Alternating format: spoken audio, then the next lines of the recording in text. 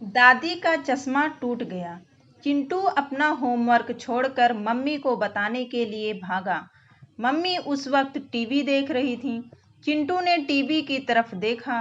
TV में सास बहू का नाटक चल रहा था और मम्मी की आंखों में आंसू थे। दादी का चश्मा टूट गया। इस बार चिंटू जोर से चिल्लाता हुआ बोला, टूट गया तो कौन सी आफत आ गई, बन जाएगा नया।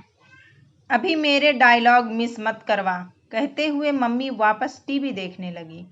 चिंटू सकपका गया। उसकी हिम्मत नहीं पड़ी कि वह मम्मी से चश्मे के बारे में दोबारा बात करे। वह कमरे से बाहर निकल गया, पर मम्मी इतनी जोर से बोली थी कि दादी तक उनकी आवाज पहुंच गई थी। दादी ने देखा कि चिंटू मुंह लटकाए हुए उन्हीं की ओर चला आ रहा था। दादी, कहते हुए चिंटू ने उनको पकड़ लिया। दादी का गला भर गया और उनकी आंखों से आंसू आ गए। चिंटू की हथेली पर 2 बूंद आंसू टपक गए। आप क्या चश्मे के लिए रो रही हो? चिंटू ने दुखी होते हुए पूछा। दादी 8 साल के चिंटू को भला क्या समझाती, इसलिए चिंटू के सिर पर हाथ फेरते हुए रूंधे गले से बोली, मैं भला क्यों रोने लगी? वो तो कई बार बिना चश्मे से आंखों में पानी आ जाता है। चिंटू ने दादी के उदास चेहरे की तरफ देखा तो उसने अपनी नन्ही हथेली से दादी के आंसू पोंछते हुए कहा, चश्मा टूटने के कारण आप गीता भी नहीं पढ़ पाई, और आप चिंता मत करो, मैं आपको पढ़कर सुनाऊंगा। दादी ने चिंटू को सीने से लगा लिया और पल भर में ही न जाने कितनी आशीर्वाद दे डाले। चिंटू ने बिना कुछ कहे टूटा चश्मा दादी के सिरहाने रख दिया और गीता उठा ली। तभी वहां पर मम्मी आ गई। चिंटू के हाथ में गीता देखते ही मम्मी गुस्से से बोली, तुम्हारा होमवर्क तो पूरा हुआ नहीं है और तुम गीता लेकर बैठ गए हो। दादी का चश्मा टूट गया है ना, इसीलिए उन्हें गीता सुनाने जा रहा था, चिंटू बोला। मम्मी ने गुस्से से आग बबूला होते हुए दादी की तरफ देखा और कहा, चिंटू तो बच्चा है, पर आप तो उसे मना कर सकती हैं ना कि वह पहले अपनी पढ़ाई पर ध्यान दे और उसके बाद उधर उधर का काम करे। दादी सन्न रह गईं।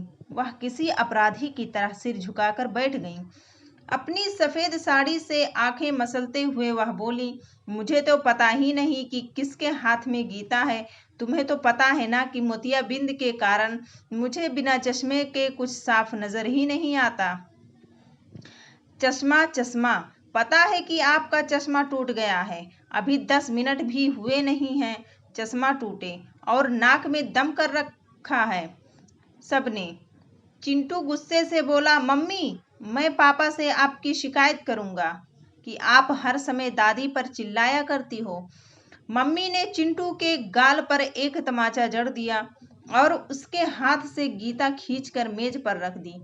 चिंटू रोता हुआ अपने कमरे में भाग गया और कुछ देर बाद ही सो गया।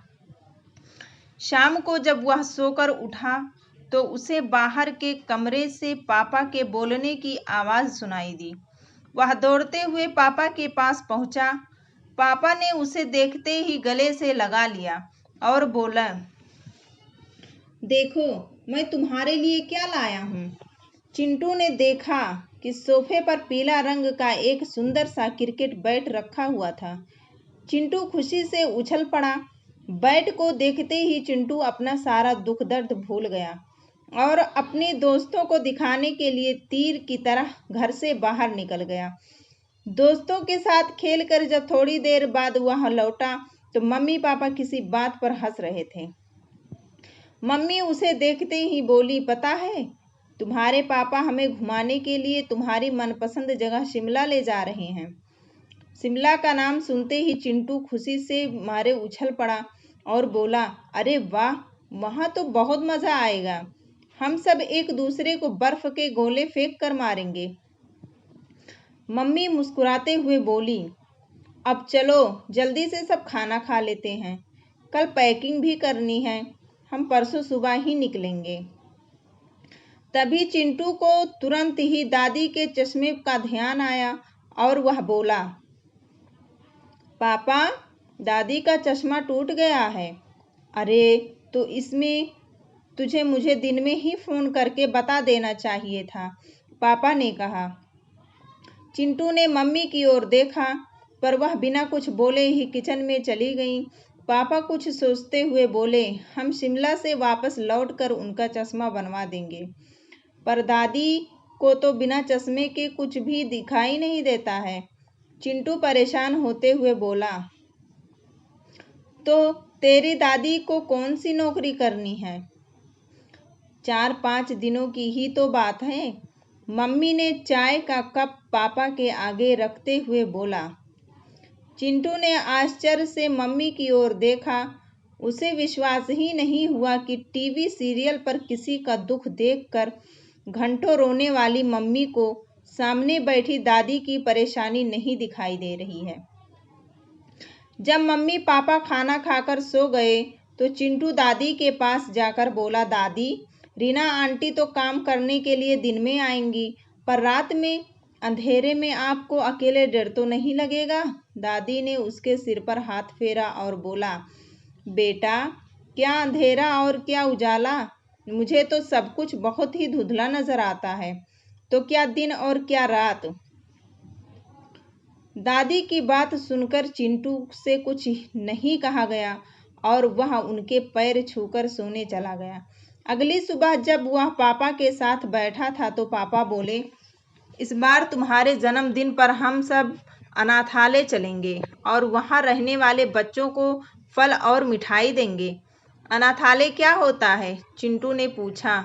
जिनके मम्मी पापा नहीं होते हैं उन्हें अनाथ कहा जाता है, पापा बोले। तो पापा, फिर तो आप भी अनाथ हुए? चिंटू पापा को देखते हुए बोला। पापा का चेहरा गुस्से से लाल हो गया। वह चिंटू को चाटा मारने वाले ही थे कि मम्मी बीच में आते हुए बोली, दिखता नहीं है कि तेरी दादी ही तो तेरे पापा की मम्मी है, तो पापा अनाथ कैसे हुए?